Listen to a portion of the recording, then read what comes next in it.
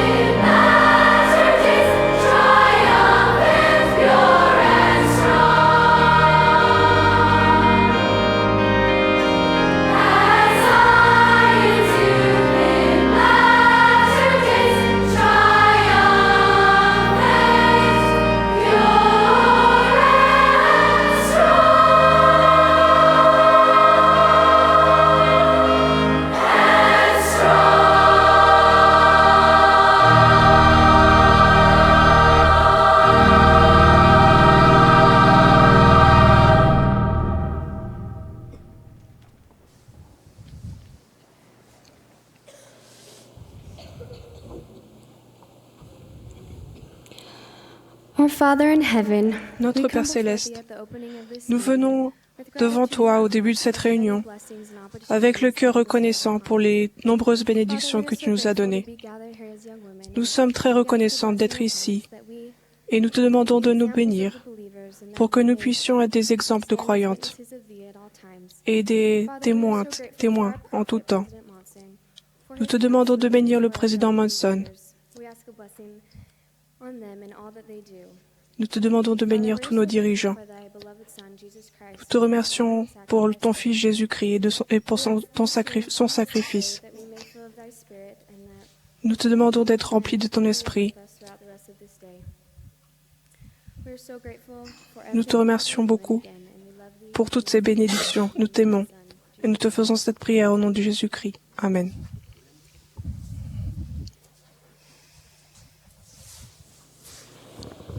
Le chœur va maintenant nous faire le plaisir de chanter « Il envoya son Fils aimé », accompagné par Rachel Mice du pieu de Muller Park à Bountiful, Utah, à la flûte, et Elizabeth Kigley du pieu de Casey, Utah, au hautbois.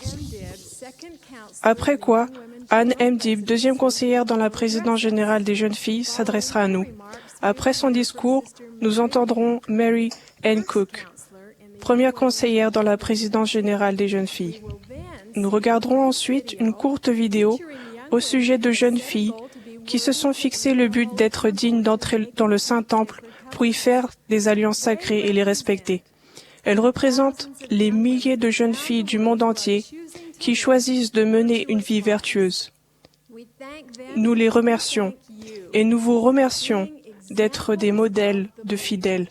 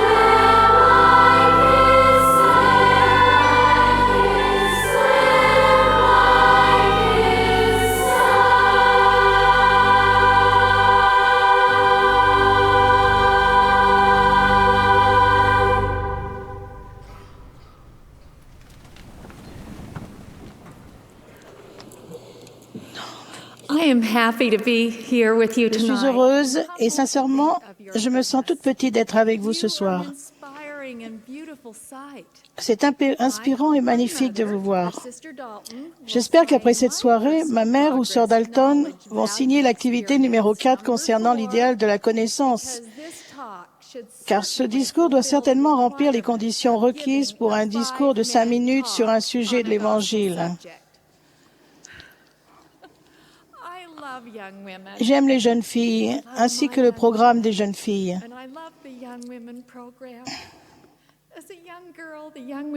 Lorsque j'étais une jeune fille, le programme des jeunes filles et les activités d'échange étaient importants pour moi. J'aimais mes amis, les leçons qu'on nous enseignait, les conférences de la jeunesse, les camps. Mes dirigeants m'aimaient et m'ont enseigné les vérités de l'Évangile. Ils servaient de deuxième témoin des principes de l'Évangile que mes parents m'avaient enseignés. Mes parents, mon évêque et mes chers dirigeants des jeunes filles ont été des modèles de fidèles en parole, en conduite, en charité, en foi, en pureté. J'ai volontiers suivi leur exemple parce que je voulais leur ressembler. En repensant à l'époque où j'étais une jeune fille, je mesure que je ne comprenais pas l'ampleur de ce qui se passait dans ma vie.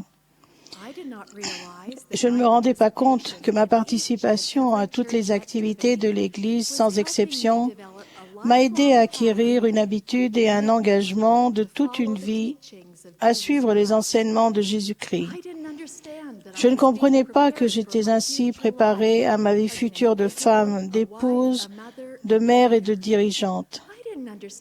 Je ne comprenais pas qu'en choisissant le bien, je respectais les alliances contractées à mon baptême. J'exerçais ma foi, j'augmentais ma vertu et me préparais à aller au temple. Je ne pouvais pas voir ça alors, mais pas à pas, je devenais une fidèle et un modèle de fidèle. Nous n'avions pas le programme du progrès personnel comme vous l'avez aujourd'hui, mais nous avions un programme pratiquement identique. Il comportait des occasions d'apprendre, de mettre en pratique et de faire un compte-rendu de nos progrès dans l'application des principes de l'Évangile. Récemment, j'ai eu la chance de repenser à mes expériences lorsque mon ami et mon exemple, Kathy Anderson, m'a montré son guide des abeilles. Je vais vous faire part de quelques points du manuel de Sœur Anderson qui a beaucoup servi. Soyez courtoise et attentive en classe. Soyez honnête en toutes choses. Il est important d'acquérir des connaissances à l'école, mais il est également important d'avoir de l'honneur et de l'intégrité et de ne pas être coupable de tricher. Si vous réussissez vos études, mais que votre personnalité est un échec à cause de votre malhonnêteté, vous n'avez pas appris le sens de la vérité. Numéro 3, ne faites pas de commérage et n'en écoutez pas ce mois-ci. Essayez d'en faire une habitude tout le reste de votre vie. Numéro 4. And tell them truthfully and sincerely what you have observed. They will like you better. Remember, no apple polish. Souvenez-vous, ni pommade, ni flatterie. Ce que je viens de lire peut paraître suranné, mais c'est la vérité. Les jeunes filles fidèles doivent être courtoises, honnêtes, parler avec gentillesse et être sincères. Ces choses peuvent paraître petites et simples, mais le prophète du livre de Mormon, Alma, enseigne « Or, il se peut que tu penses que c'est la folie de ma part, mais voici, je te dis que c'est par des choses petites et simples que de grandes choses sont réalisées. Et de petits moyens confondent dans de nombreux cas les sages. » Récemment, j'ai suivi nos prophètes actuels en travaillant sur le nouvel idéal du progrès personnel des jeunes filles concernant la vertu. Bien que cela semble une chose petite et simple, je témoigne que l'activité numéro 3 concernant la vertu a eu un grand impact dans ma vie. Cette activité nécessite l'étude de Alma, chapitre 5, puis vous demande de faire la liste de ce que vous ferez pour vous préparer à entrer dans le temple et recevoir les bénédictions que notre Père céleste a promises. En étudiant les paroles d'Alma, les nombreuses choses que je dois faire pour être compté parmi le troupeau du bon berger m'ont amené à plus d'humilité. La liste que j'ai notée dans mon journal comprend: je dois choisir d'être spirituellement né de Dieu et d'avoir mon visage empreint de son image. Je dois choisir de faire preuve de foi en la rédemption opérée par mon Créateur. Je dois choisir de sortir d'entre les méchants et d'être à part. Je dois choisir d'être dépouillé de l'orgueil et d'être suffisamment humble et de rester innocente devant Dieu. Je dois choisir de changer, me repentir et accepter l'invitation du Seigneur d'aller à lui et de prendre du fruit de l'arbre de vie. Dans mon journal, je me suis engagée à faire ce qui suit et je reconnais que certains de ces engagements reflètent mes difficultés personnelles. Lire les Écritures avec plus d'application. Être positive, ne pas me plaindre. Faire preuve de respect envers les gens et refuser de me moquer d'eux. Exprimer de la gratitude, particulièrement envers les personnes les plus proches de moi. Être plus ordonné pour favoriser la présence de l'Esprit dans mon foyer et ma vie. Me repentir, accroître mon humilité et examiner l'état spirituel de mon cœur. Appliquant les paroles d'Alma à moi, je vais changer. Je choisirai d'accroître mon engagement d'être exemplaire. Du fait que j'ai participé à cette activité petite et simple du progrès personnel, mon témoignage des prophètes et mon engagement de suivre Jésus-Christ se sont beaucoup intensifiés. L'accomplissement de ce but m'a préparé à être plus réceptive à l'Esprit la prochaine fois que je suis allée à l'Église et au temple. Chaque fois que je relis ce que j'ai écrit dans mon journal, je ressens l'Esprit et je me souviens de ce que j'ai ressenti à la table de ma cuisine. Alma, chapitre 5, est maintenant l'un de mes chapitres favoris. J'ai réellement reçu de nombreuses bénédictions en accomplissant cette activité du progrès personnel. Plus tôt, j'ai parlé de Sœur Anderson et de son guide des abeilles. Elle est la femme de Neil L. Anderson, de la présidence des 70, une mère et une grand-mère. Je suis touchée par le fait que, bien qu'elle ait déménagé de très nombreuses fois, elle a toujours su où trouver le livre et la banderole d'accomplissement. Sœur Anderson a soutenu son mari et a enseigné l'Évangile dans le monde entier. Elle a été un exemple de féminité et de bonté en tant que membre fidèle de l'Église. À 11 ans, Sœur Anderson avait hâte de commencer le programme des jeunes filles. Lorsque son anniversaire est enfin arrivé, elle a reçu le guide des abeilles. Sœur Anderson explique: au début du livre, il était écrit « En tant qu'abeille et pour le reste de ta vie, fixe-toi des buts élevés. » Je savais que ça allait être une grande aventure.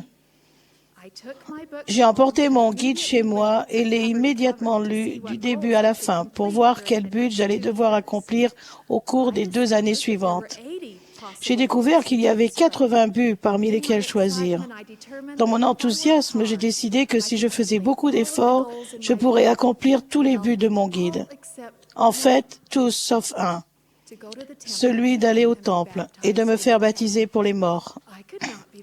Je ne pouvais pas me faire baptiser pour les morts, car il n'y avait pas de temple en Floride. Sœur Anderson a décidé d'en parler à son père. Elle continue dans sa lettre. Mon père n'a hésité qu'un instant. Nous n'avions aucune autre raison d'aller en Utah. Il m'a dit en réfléchissant: Cathy, si tu accomplis tous les autres buts de ton guide des abeilles, nous irons avec toi au temple de Salt Lake City. J'ai travaillé au but de mon guide des abeilles pendant 2 ans et accompli 79 buts. Mon père a travaillé pendant ces 2 ans pour mettre de côté assez d'argent pour faire le voyage jusqu'au temple. Mon père a tenu la promesse qu'il m'avait faite. Un voyage en avion à cette époque étant trop cher pour notre famille, nous avons donc parcouru 8000 kilomètres en voiture aller-retour jusqu'à Salt Lake City. J'ai ressenti une grande joie lorsque je suis entrée dans le temple de Salt Lake et j'ai été baptisée par procuration par mon père. Je serai éternellement reconnaissante que ma mère et mon père aient été prêts à faire du temple une part importante de ma vie. Ils avaient compris avec sagesse qu'à mesure que je travaillerais à mes buts des jeunes filles, ma foi augmenterait. La foi de mes parents et leurs sacrifices ont eu un impact considérable sur moi et les générations qui ont suivi. Lorsqu'elle était jeune fille, Sœur Andersen s'était forcée de faire des choses petites et simples, qui l'aideraient à devenir une femme exemplaire, une fidèle exemplaire. Et c'est ce qu'elle est devenue. Chacune d'entre vous a cette même possibilité. Les choses petites et simples que vous choisissez de faire aujourd'hui deviendront des bénédictions grandes et glorieuses demain. Le fait de vivre chaque jour en fidèle exemplaire vous aidera à être heureuse et avoir plus confiance. Cela fortifiera votre témoignage, vous aidera à respecter les alliances de votre baptême et vous préparera à recevoir les bénédictions du temple afin que vous puissiez retourner un jour auprès de votre Père céleste. Puissions-nous tous nous efforcer d'être un fidèle exemplaire. Puissions-nous vivre l'évangile de Jésus-Christ et accomplir tout ce qui nous est demandé. Et puissions-nous faire ces choses avec foi, sans faiblir, le cœur pur et vertueux. C'est là ma prière sincère et humble. Au nom de Jésus-Christ, Amen.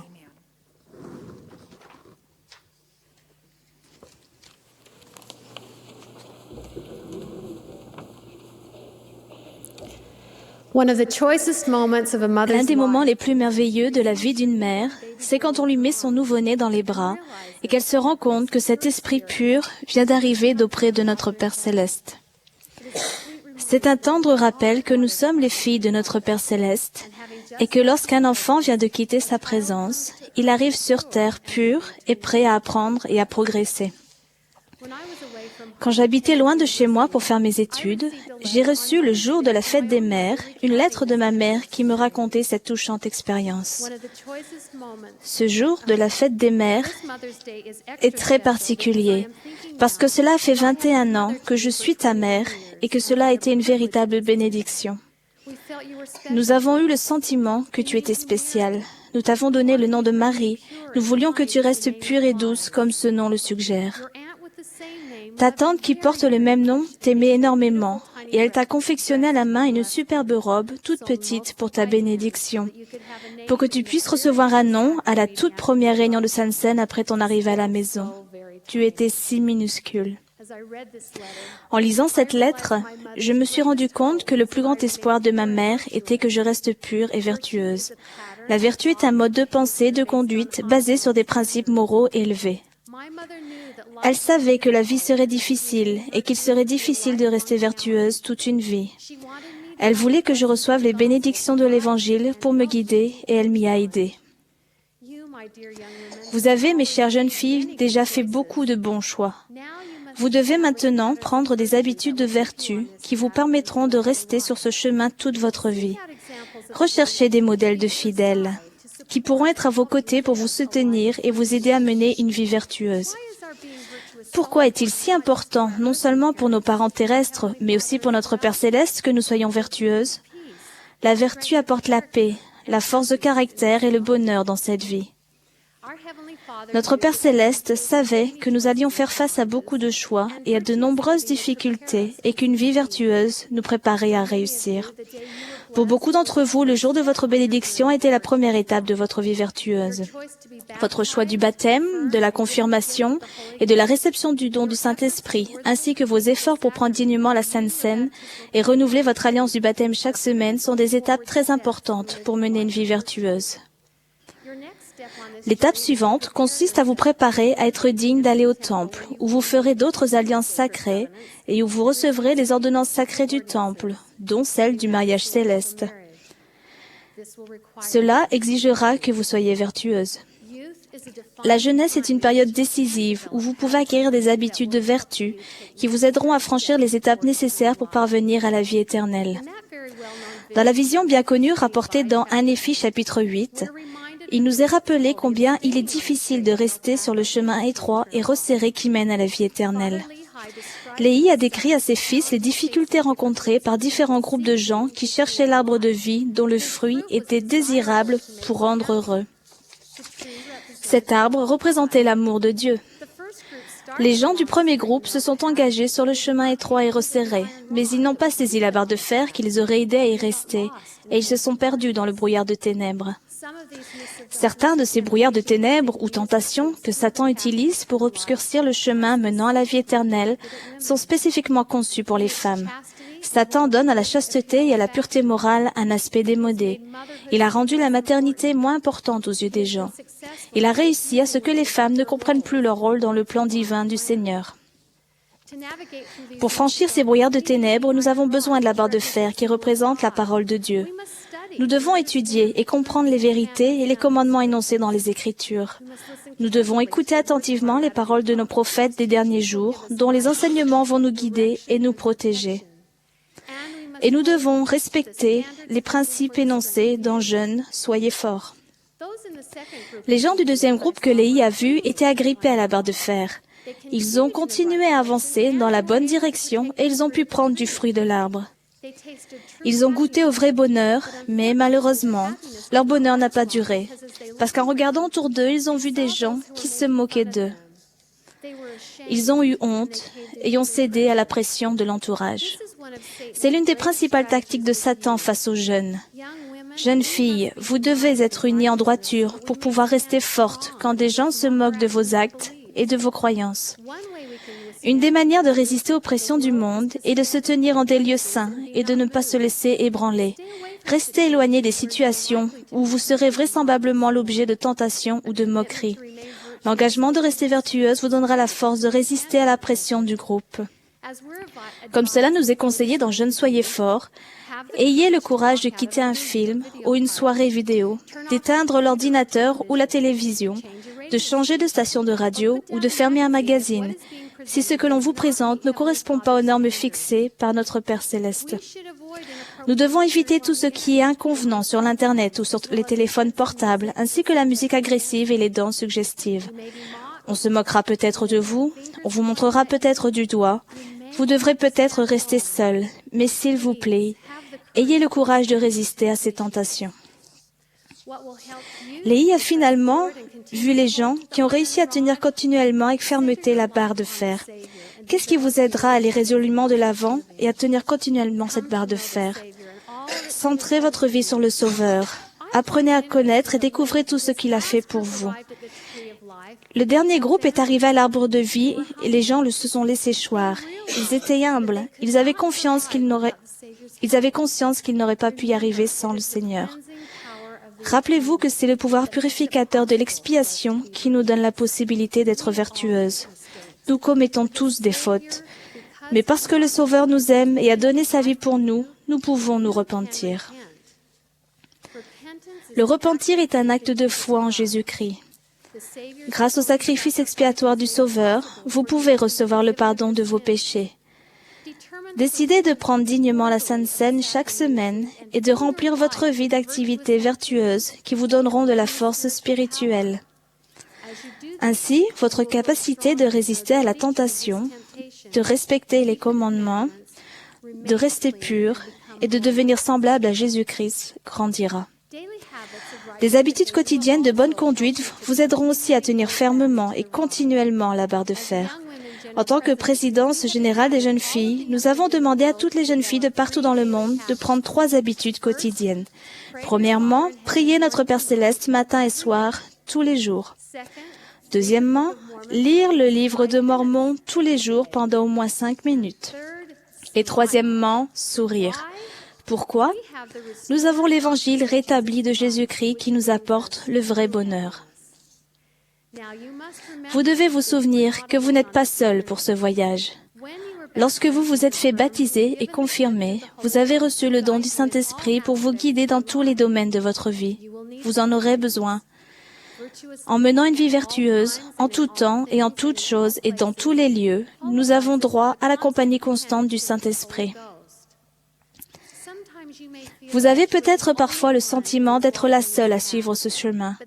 Tout comme des êtres chers vous ont entouré quand vous êtes venu dans ce monde, il y a maintenant de nombreuses personnes qui peuvent exercer de bonne influence sur vous. Vos parents, frères et sœurs, dirigeantes des jeunes filles, vos dirigeants de la prêtrise, de bons amis, et même des anges seront tout autour de vous pour vous soutenir. Cherchez ce soir les personnes qui peuvent vous aider.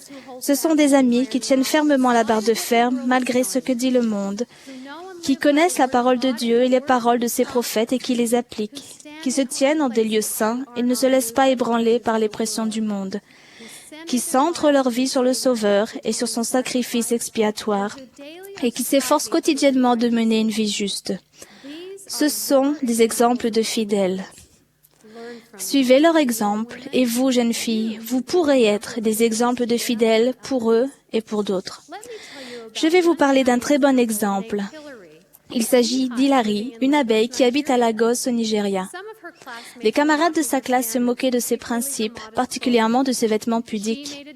Elle a pris la décision de toujours avoir sur elle 2 petits exemplaires de jeunes soyez forts. Quand quelqu'un l'embête, elle lui tend un des exemplaires et explique les principes qu'il contient et pourquoi elle les suit.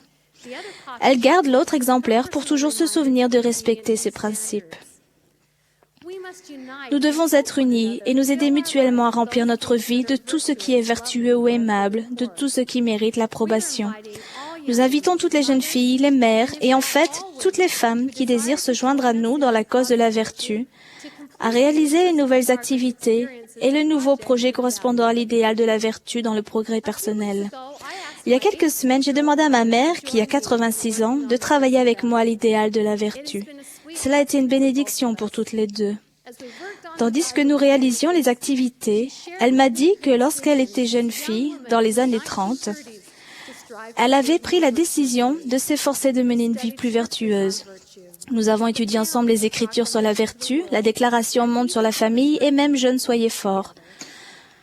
Nous avons chacune écrit dans notre journal les bénédictions que nous avons reçues en nous efforçant de mener une vie vertueuse.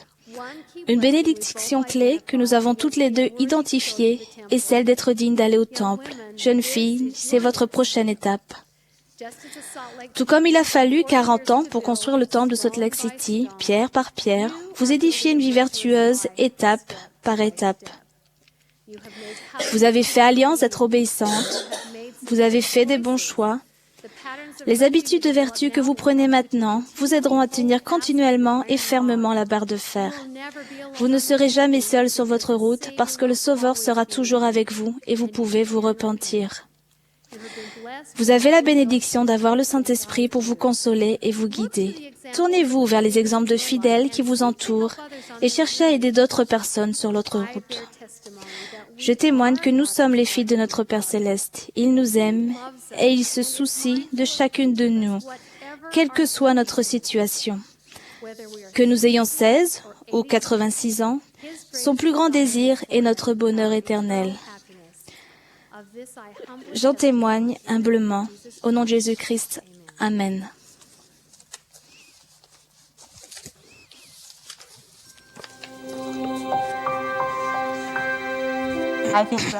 Je pense que quand on est bébé, on est si innocent et si pur. J'ai été adoptée par une famille merveilleuse et nous avons eu la possibilité d'être scellés ensemble au temple. Et voici ma première robe blanche que j'ai portée pour ma bénédiction de bébé et au temple. J'ai été la première de ma famille à être baptisée. Pour mon baptême, je portais une robe blanche. j'ai senti vraiment que j'étais pure et qu'à présent, j'étais parfaite et plus proche de Dieu que jamais. Quand on est baptisé, ça nous redonne notre pureté. Je pense que c'est pour ça qu'on est en blanc. Je portais une robe blanche quand j'ai été baignée étant bébé, puis à mon baptême, et mon but est de porter une robe blanche au temple quand je serai en âge de me marier. Nous sommes les filles de notre Père céleste qui nous aime et que nous aimons. La vertu, c'est être pur, spirituellement, physiquement. Pour moi, la vertu, c'est se garder moralement pur. Et cela comprend être sexuellement pur. Je pense aussi que cela comprend avoir l'esprit et des pensées pures. Quand on ira au ciel et que le Seigneur nous dira qu'on a été une fille vertueuse et un exemple de fidèle, ce sera formidable. Nous serons les témoins de Dieu en tout temps, en toutes choses et dans tous les lieux, en nous efforçant d'atteindre les idéaux des jeunes filles qui sont la foi, Et soyez un modèle de fidèle, la nature divine, En parole, la valeur personnelle, en conduite, la connaissance, en charité, le choix et la responsabilité, en esprit, le dévouement, en foi, l'intégrité en pureté. et la vertu. Je sais que pour me marier au temple, je dois être vertueuse et pure. Quand nous menons une vie vertueuse, le monde nous dit qu'être vertueux nous limite et nous empêche de faire autant de choses. Mais en réalité, c'est une grande liberté parce que c'est nous qui le choisissons. La vertu et le Saint-Esprit vont de pair. Quand on est vertueux, on a la compagnie du Saint-Esprit pour nous diriger, nous guider et nous réconforter. Il ne fait pas de doute qu'il est toujours là quand on est vertueux. Nous croyons qu'en acceptant et en pratiquant ces idéaux, nous nous préparerons à fortifier le foyer et la famille. C'est ce que je veux le plus. C'est mon plus profond désir, avoir une famille éternelle. C'est très bien d'avoir des sœurs aînées qui sont des exemples pour moi. Et nous serons toujours ensemble, pendant toute l'éternité. À faire et à garder des alliances sacrées, Cela me rappelle le temple, mon but et mon baptême, les alliances que j'ai faites avec mon Père céleste et Jésus-Christ. et à recevoir les ordonnances du temple. La vertu signifie qu'il faut être une femme pure, qu'il faut avoir des principes et être toujours pur afin de pouvoir à tout moment entrer dans le temple. L'esprit était très fort, je l'ai ressenti. J'ai décidé de rester vertueuse afin de pouvoir m'y marier. Pour moi, la vertu, c'est vivre comme le Christ le ferait. Pas toujours être parfaite, mais se servir de l'expiation pour devenir parfaite. Et recevoir les bénédictions de l'exaltation.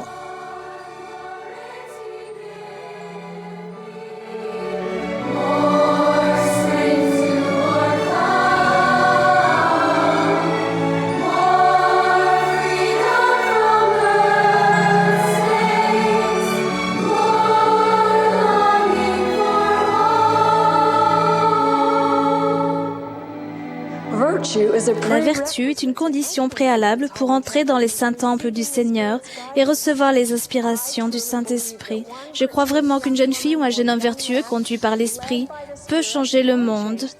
Mais pour y parvenir, nous devons retourner à la vertu.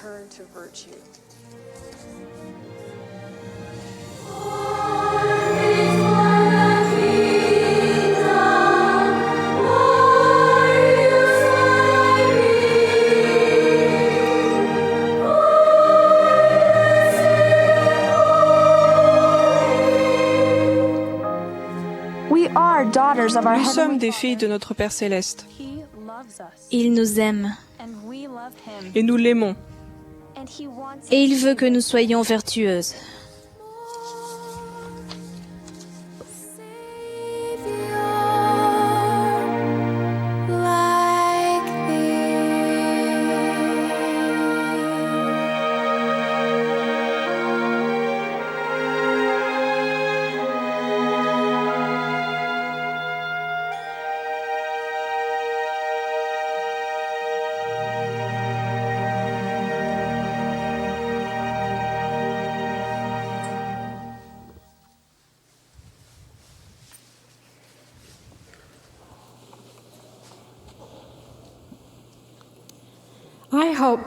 J'espère que vous vous souviendrez toujours de ce que vous avez ressenti ce soir. Je vais maintenant avoir le plaisir de vous faire un discours.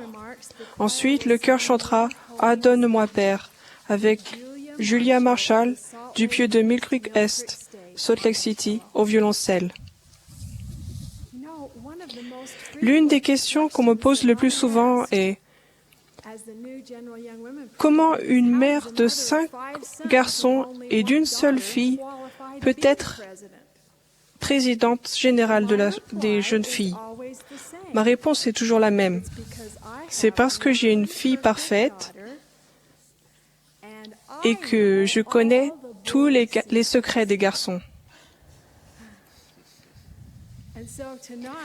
Mes fils m'ont donné la permission de vous révéler ce soir l'un de leurs secrets. Le voici. Les jeunes gens vertueux sont attirés par les jeunes filles vertueuses. Si vous demandez à des jeunes gens, avant qu'ils partent en mission, quelle est la première qualité qu'ils recherchent chez une jeune fille, ils vous diront peut-être une qualité basée sur la norme du monde, par exemple, la beauté. Mais après 2 ans de mission, quand ces mêmes jeunes gens rentrent chez eux, ils ont changé. Leurs priorités ont changé.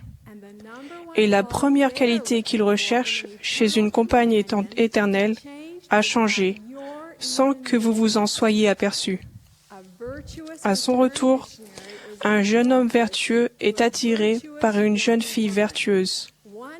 Une jeune fille qui a le témoignage de Jésus-Christ et qui a pris l'engagement de mener une vie de pureté. Quelle est la cause de ce grand changement de cœur?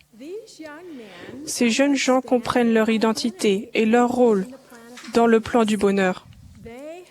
Ils se sont purifiés de manière à avoir la compagnie constante du Saint-Esprit.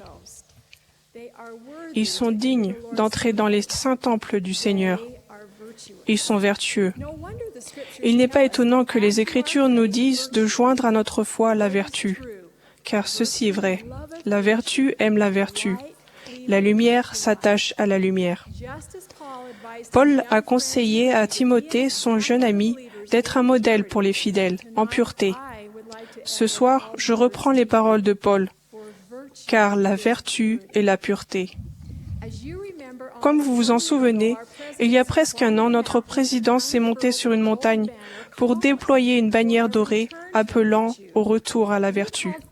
Nous avons appelé les jeunes filles et les femmes du monde entier à se lever et à briller comme une bannière pour les nations. Par la suite, l'idéal de la vertu a été ajouté au thème des jeunes filles et à mon progrès personnel, afin qu'il soit écrit dans votre cœur. Cet ajout a été fait pour vous et pour votre époque, et il a été inspiré par les paroles et les enseignements des prophètes, voyants et révélateurs. Bodka Packer a dit « Rien dans l'histoire de l'Église ou dans l'histoire du monde n'est comparable à la situation actuelle. Il n'y a rien de pire que la dépravation qui nous entoure maintenant. Jamais auparavant, le besoin de vertu et de pureté ne s'est fait autant sentir dans le monde. Nous avons donné une couleur symbolique à la vertu, comme pour les autres idéaux. La couleur de la vertu est l'or, parce que l'or est pur. Il brille. Il est doux, non criard ni tapageur. Il est précieux. L'or doit être raffiné. Si vous menez une vie pure et vertueuse, vous serez raffiné par les expériences de la vie. Et si vous vous confiez en l'Éternel et vous approchez de lui, il transformera votre cœur en or. Que signifie retourner à la vertu? Nous appelons à un retour à la pureté morale et à la chasteté. La vertu et la pureté. La vertu et la chasteté. Le mot vertu est également défini comme une intégrité et une excellence morale, un pouvoir et une force. L'essence d'une vie vertueuse est la pureté sexuelle.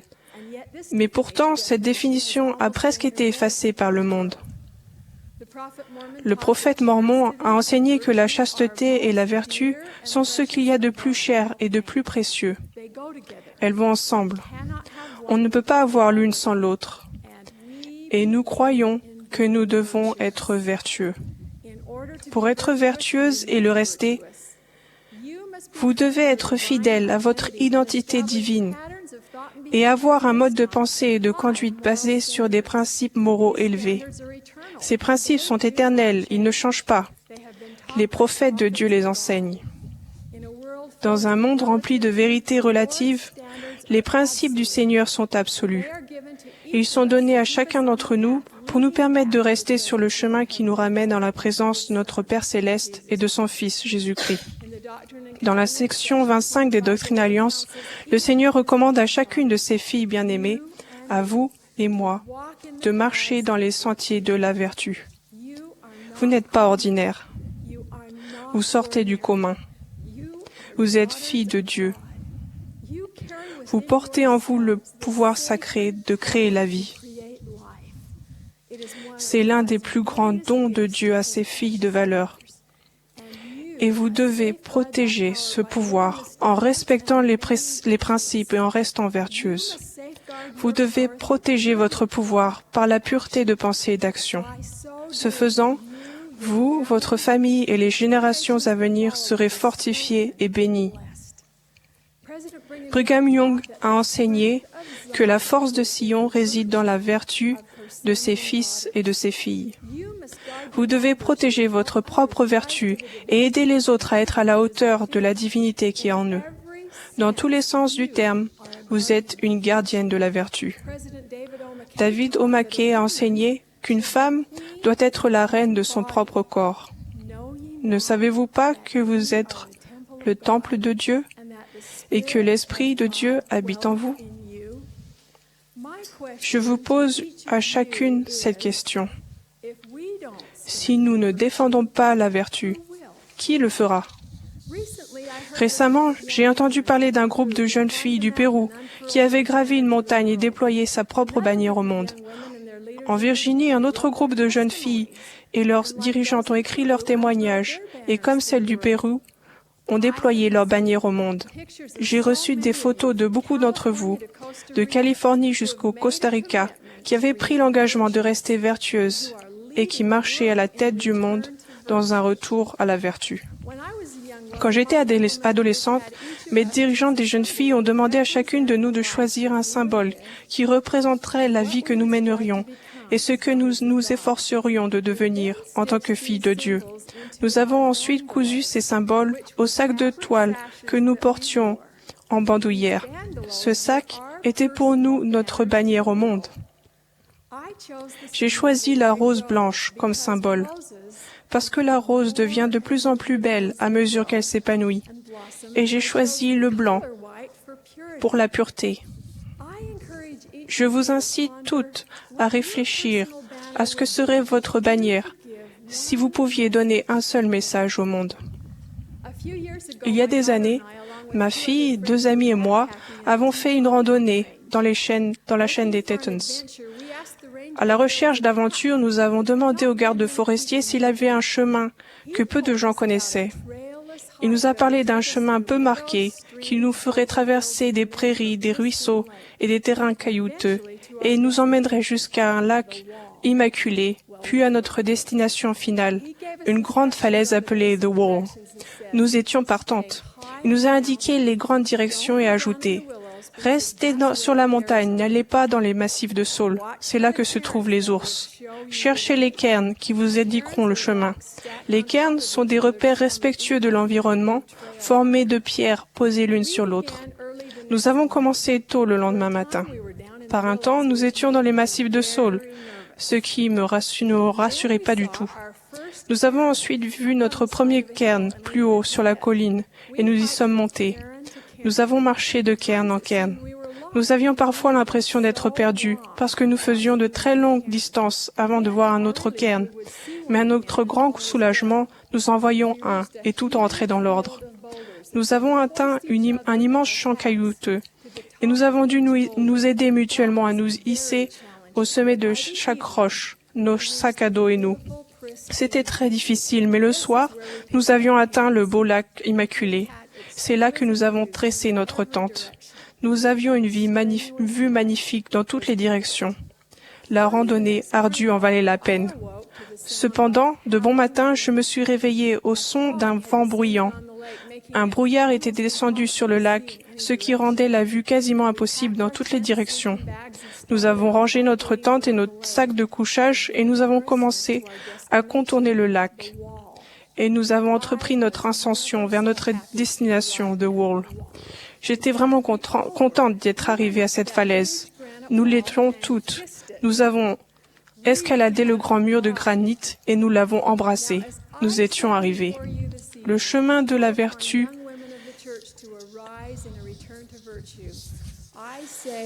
J'appelle les jeunes filles de l'Église à se lever et à retourner à la vertu. À la manière d'Ésaïe, je vous dis, allez à la montagne de l'Éternel, afin que la montagne de la maison de l'Éternel soit fondée. Le chemin de la vertu est moins fréquenté. Il vous emmènera dans les prairies et les ruisseaux, près des lacs immaculés de la vie, et même sur les terrains caillouteux. Il nous faudra nous aider les unes les autres pour y arriver. Il se peut que le chemin soit ardu, mais si nous sommes disposés à l'emprunter, les récompenses seront éternelles. En chemin, ne descendez pas dans les massifs de Saul, restez sur les hauteurs. Vous êtes les filles précieuses de Dieu. Du fait de notre connaissance de notre divinité, tout doit être différent pour nous. Notre tenue vestimentaire, notre langage, nos priorités, notre engagement. Nous ne devons pas chercher conseil auprès du monde. Et si notre véritable identité a été entachée par des erreurs ou des péchés, nous pouvons changer. Nous pouvons faire demi-tour, nous repentir et retourner à la vertu. Nous pouvons monter au-dessus des saules. L'expiation du Sauveur est pour vous et pour moi. Il invite chacune de nous à aller à lui. Votre vie vertueuse vous donnera la confiance, le pouvoir et la force nécessaires pour monter. Vous aurez également la compagnie constante du Saint-Esprit. Suivez les inspirations que vous recevez. Réagissez en conséquence. Comme les cairns sur un sentier moins fréquenté, le Saint-Esprit vous montrera tout ce que vous devez faire. Il vous instruira et témoignera du Christ, dont les pas ont marqué le chemin.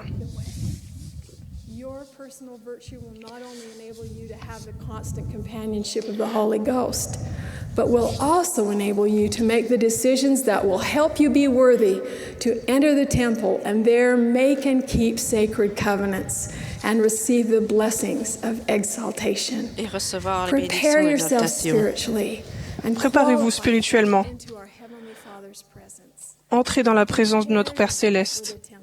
Préparez-vous maintenant pour le temple, la maison du Seigneur. Ne perdez jamais de vue le but du temple. Entrez dans la présence en pureté, en vertu, et recevez ses bénédictions. Oui, tout ce qu'il a. Dans sa sainte maison, vous serez purifiés, instruites et dotés de pouvoir, et ses anges vous garderont. Nous devons savoir que, comme Winston Churchill l'a dit, à un moment critique de la Deuxième Guerre mondiale, chaque homme et chaque femme rencontre un jour un moment où, pour parler au figuré, on lui tape sur l'épaule et la chance lui est donnée d'accomplir quelque chose d'unique et qui lui correspond spécialement. Quelle tragédie si, à ce moment-là, il n'est pas préparé ou n'est pas qualifié pour l'œuvre qui devait être son heure d'accomplissement. Nous sommes à une époque critique. On vous tape sur l'épaule en ce moment. Vous vous préparez maintenant pour l'œuvre qui sera votre heure d'accomplissement. Vous vous préparez maintenant pour l'éternité. L'an dernier, j'ai été appelée comme présidente générale des jeunes filles. Lorsque je m'apprêtais à quitter le bureau du président Monson, il a tendu la main vers un bouquet de roses blanches dans un vase, a pris l'une d'entre elles et me l'a tendue. À l'instant même, j'ai su pourquoi il le faisait. J'ai repensé à l'époque où j'étais jeune fille, quand j'avais choisi la rose blanche comme symbole de pureté, comme ma propre bannière. Comment le président Monson pouvait-il le savoir? J'ai rapporté cette précieuse rose chez moi. Je l'ai mise dans un beau vase en cristal et j'ai placé sur une table. pour la voir tous les jours. Chaque jour, cette rose me rappelait l'importance de ma propre pureté et vertu, et je me souvenais de vous.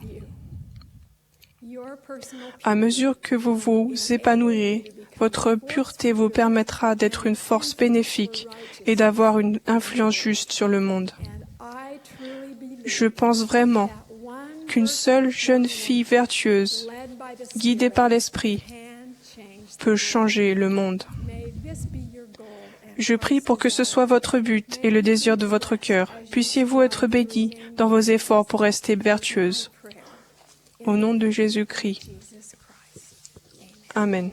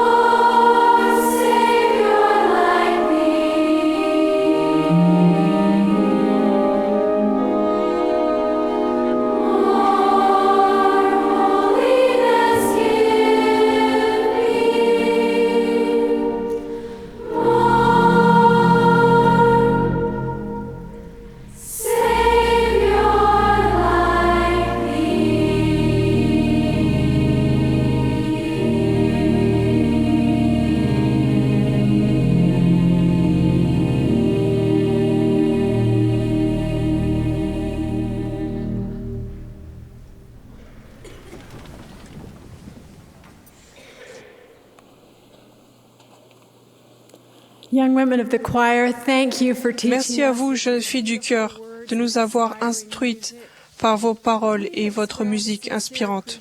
Nous remercions sincèrement toutes les personnes qui ont pris la parole ou interprété la belle musique de ce soir. Nous allons maintenant avoir l'honneur d'entendre notre prophète bien-aimé, Thomas S. Monson. Après le discours du président Monson, le chœur et l'assemblée chanteront « Vas-tu faiblir, ô jeunesse ?» Ensuite, Monsa Bokery fera la prière de clôture. President Monson. Frère Monson.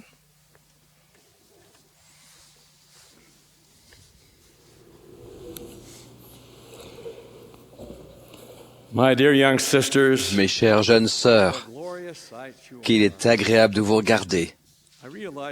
Je sais que, par-delà ce magnifique centre de conférence, des milliers de personnes sont assemblées dans des églises et d'autres bâtiments dans une grande partie du monde. Je prie pour avoir une aide céleste, tandis que je saisis cette occasion de m'adresser à vous. Nous avons entendu des messages opportuns et inspirants de la part de vos dirigeantes générales des jeunes filles. Ce sont des femmes de choix, appelées et mises à part, pour vous guider et vous instruire. Elles vous aiment, tout comme je vous aime. Vous êtes venus sur cette terre à une époque glorieuse. Les possibilités qui s'offrent à vous sont presque illimitées. Vous vivez quasiment toutes dans un foyer confortable, entouré de l'amour de votre famille, avec assez de nourriture et de vêtements. En plus de cela, la plupart d'entre vous ont accès à des progrès technologiques étonnants.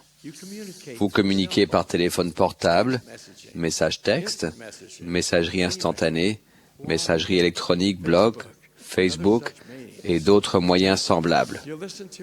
Vous écoutez de la musique sur votre iPod et votre lecteur MP3. Cela ne représente bien sûr qu'une petite partie des technologies qui sont à votre disposition. Tout cela est un peu intimidant pour quelqu'un comme moi, qui a grandi lorsque les radios étaient généralement de grands modèles, que l'on posait sur le sol, qui avait presque pas de téléviseur, et encore moins d'ordinateurs et de téléphones portables. En fait, quand j'avais votre âge, la ligne téléphonique était le plus souvent partagée.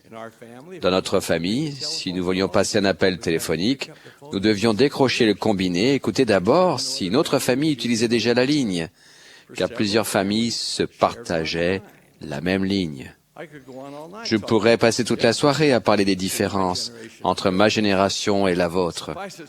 Il suffit de dire que beaucoup de choses ont changé depuis que j'ai eu votre âge. Et aujourd'hui, nous vivons une époque remarquable où les possibilités abondent, mais vous rencontrez également des difficultés qui sont propres à notre époque. Par exemple, les outils technologiques même dont j'ai parlé donnent à l'adversaire des occasions de vous tenter et de vous prendre dans sa toile de tromperie, dans l'espoir de prendre possession de votre destinée.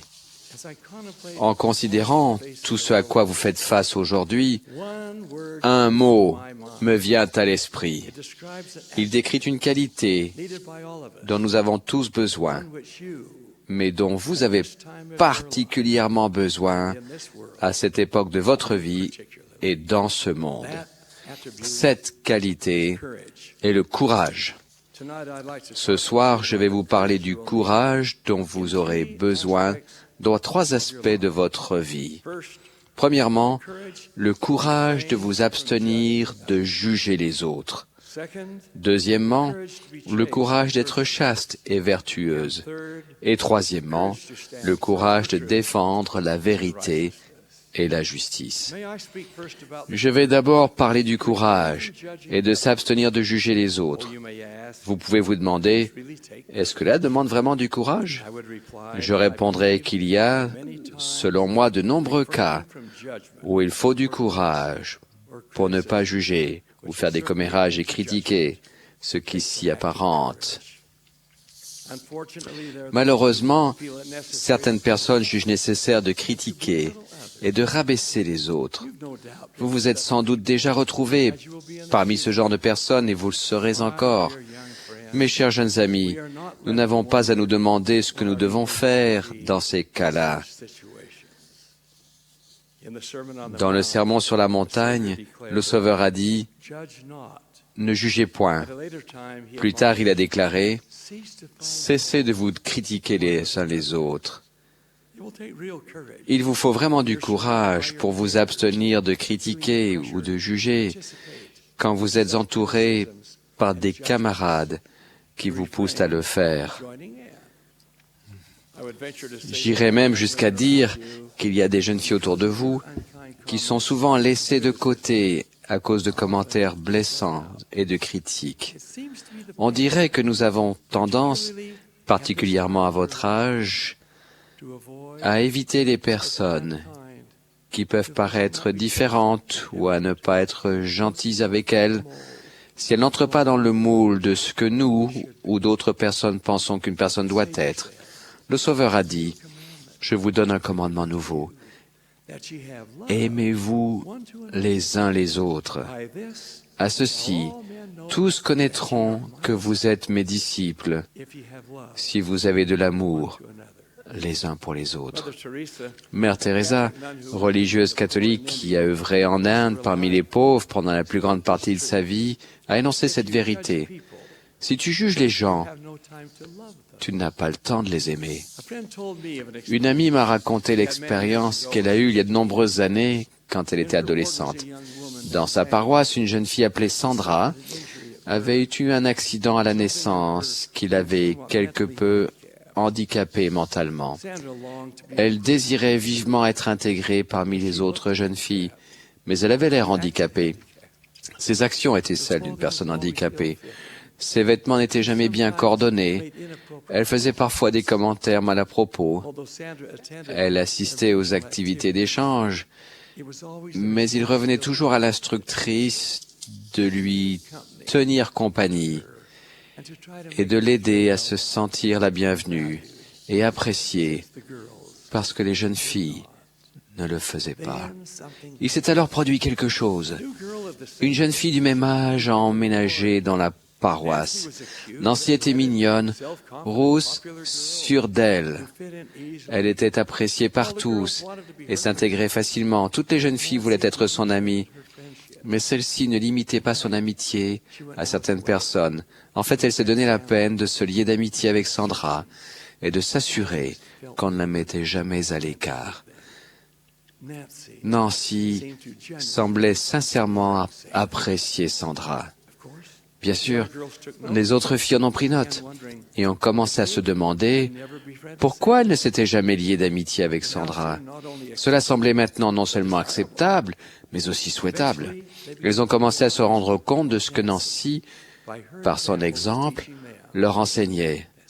Sandra était une fille précieuse de notre Père céleste. Elle pouvait apporter quelque chose. Elle méritait qu'on la traite avec amour et gentillesse et qu'on lui porte une attention positive.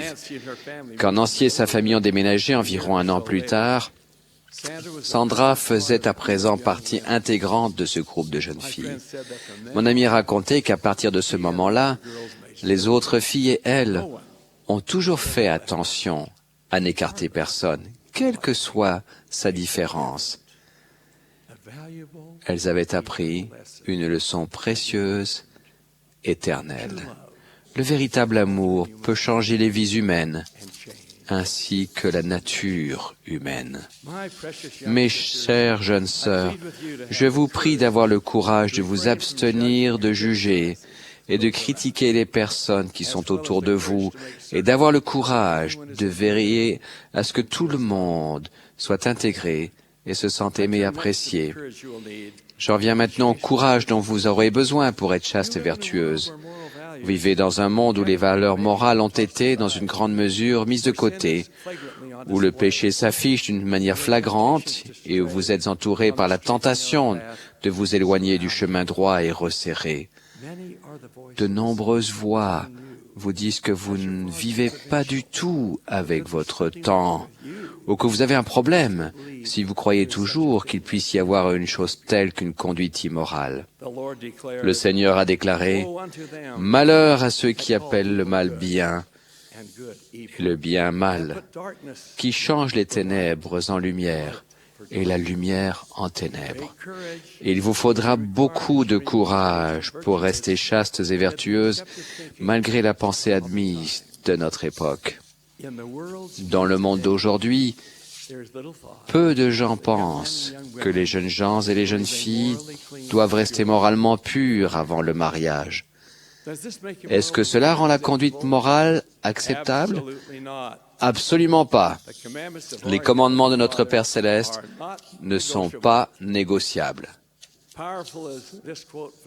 La situation suivante du commentateur de l'actualité Ted Koppel, qui a présenté Nightline sur ABC pendant de nombreuses années, est frappante. Il a dit « Nous avons réussi à nous convaincre que des slogans nous sauveront. Si tu dois te piquer, fais-le avec une seringue propre.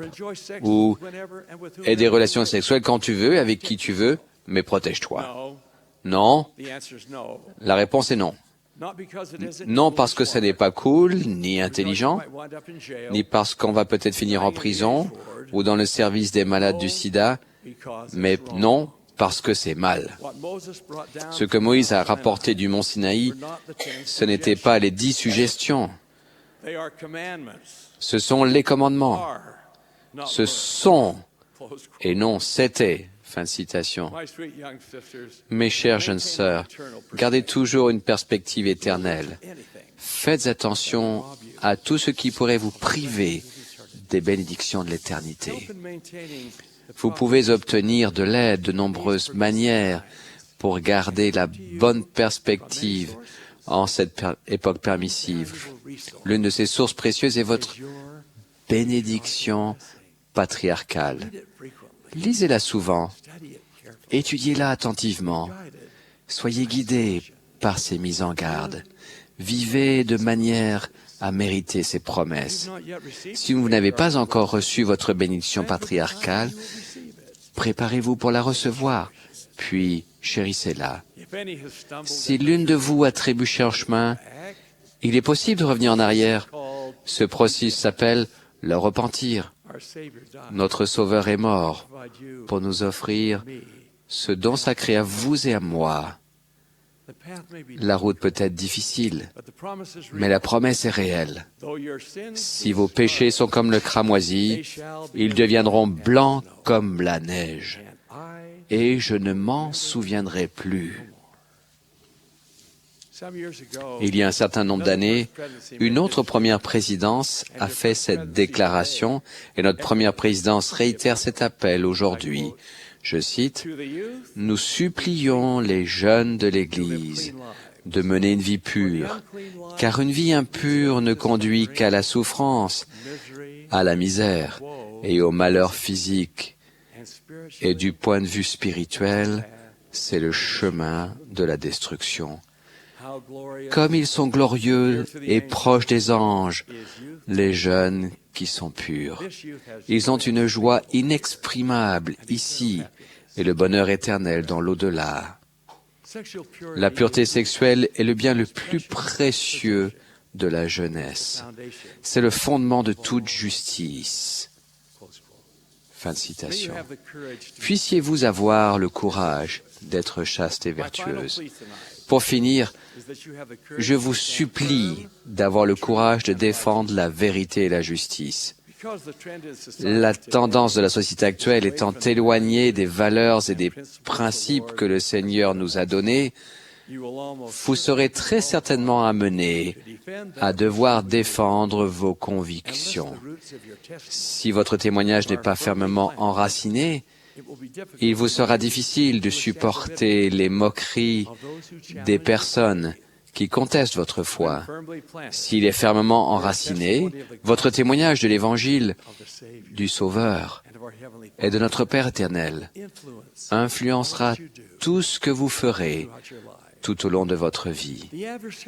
Rien ne plairait plus à l'adversaire que de vous voir laisser les moqueries et les critiques envers l'Église vous amener à mettre vos croyances en question et à douter. Si vous le nourrissez constamment, votre témoignage vous gardera en sécurité. Repensez avec moi à la vision de Lee de l'arbre de vie. Il a vu qu'un grand nombre de personnes qui avait saisi la barre de fer et qui avait traversé le brouillard de ténèbres, qui était finalement arrivé à l'arbre de vie et qui avait pris du fruit, avait ensuite jeté les regards autour d'elles, comme si elles étaient honteuses. Léhi s'est demandé d'où venait leur embarras. Il a regardé autour de lui et a vu, de l'autre côté de la rivière d'eau, un grand et spacieux édifice. Il était rempli de gens, jeunes et vieux, hommes et femmes, et leur façon de s'habiller était extrêmement raffinée, et ils paraissaient se moquer et montrer du doigt ceux qui mangeaient du fruit. Le grand et spacieux édifice de la vision de Léhi représente les personnes du monde qui se moquent de la parole de Dieu et qui raillent celles qui l'acceptent, qui aiment le Sauveur et suivent ses commandements. Qu'arrive-t-il aux gens qui ont honte quand ils sont l'objet de moquerie?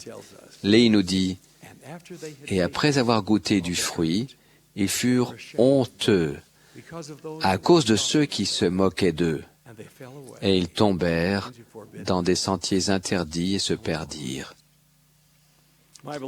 Mes chères jeunes sœurs, avec le courage de vos convictions, puissiez-vous déclarer comme l'apôtre Paul, « Je n'ai point honte de l'Évangile, c'est une puissance de Dieu pour le salut. » Au cas où vous ne vous sentez pas à la hauteur des tâches à venir, je vous rappelle une autre déclaration poignante de l'apôtre Paul dont nous pouvons tirer du courage.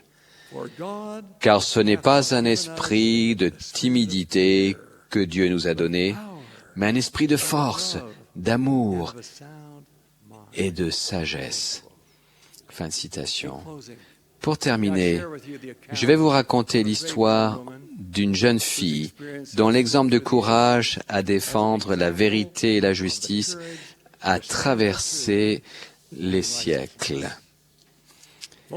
La plupart d'entre vous connaissent le récit d'Esther dans l'Ancien Testament. C'est l'histoire intéressante et inspirante d'une belle jeune fille juive dont les parents étaient morts et qui avait dû être élevée par son cousin plus âgé, Mardoché, et par sa femme.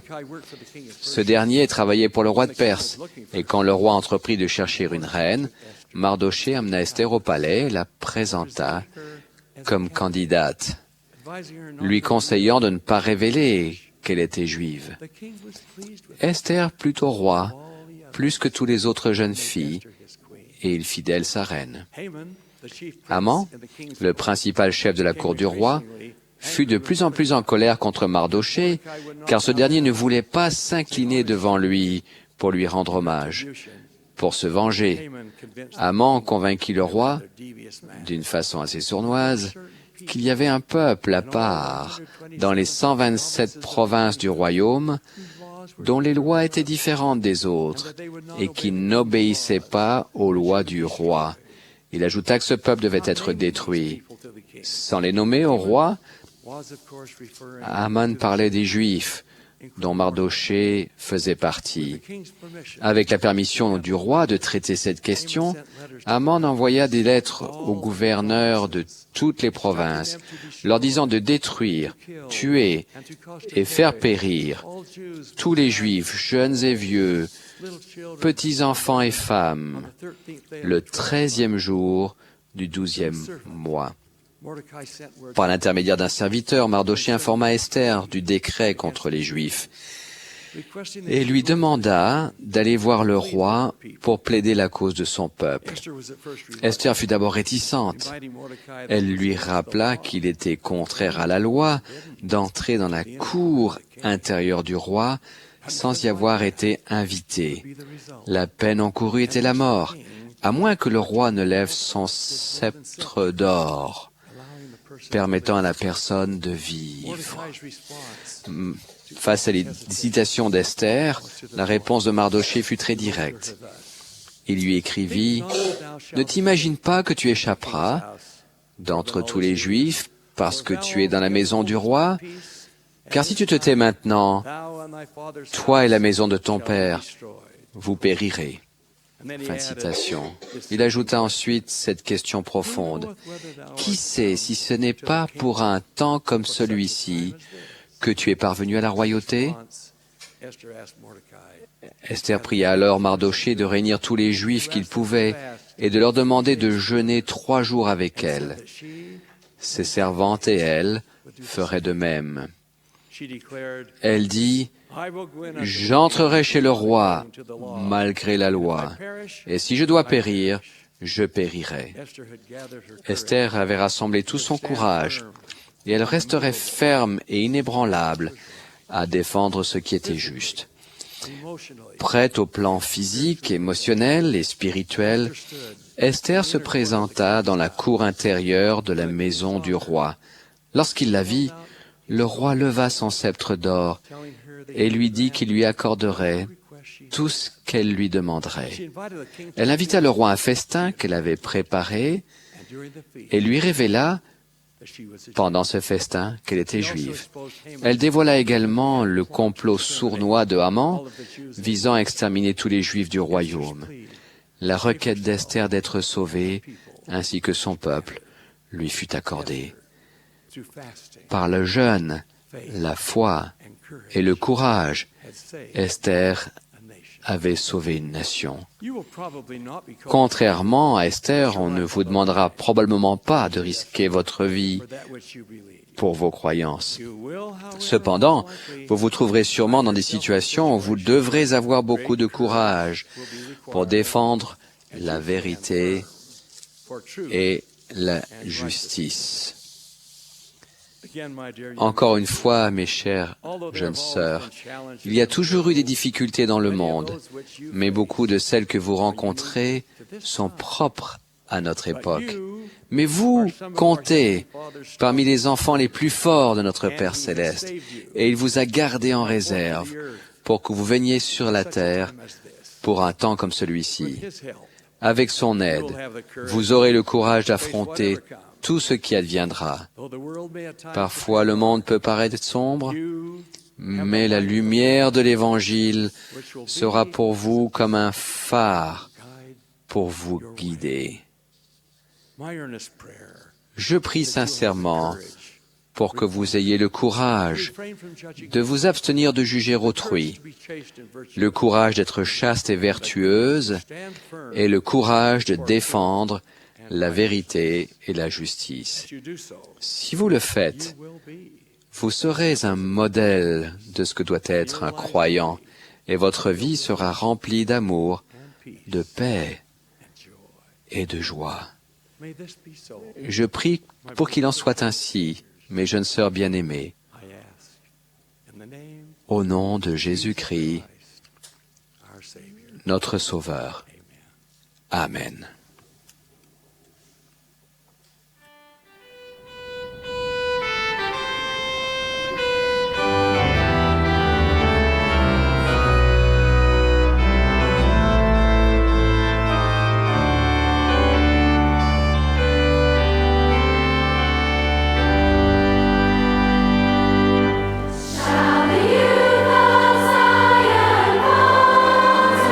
In defending truth.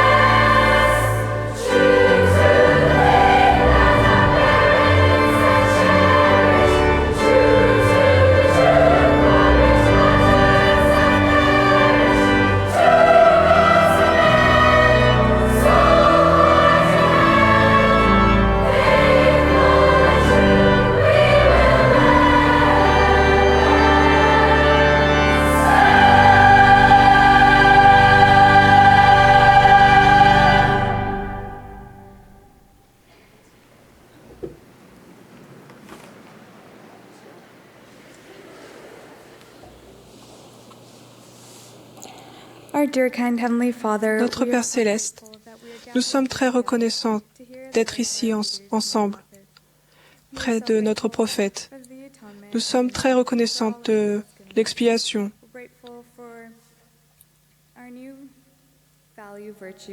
Nous sommes reconnaissants pour notre nouvel idéal, qui est la vertu. Et nous te demandons de nous aider à être vertueuses. Nous te demandons de nous aider à nous préparer pour aller au temple et de nous aider à nous aimer les unes les autres. Nous te remercions pour toutes nos bénédictions, nous t'aimons et nous te faisons cette prière. Au nom de Jésus-Christ. Amen.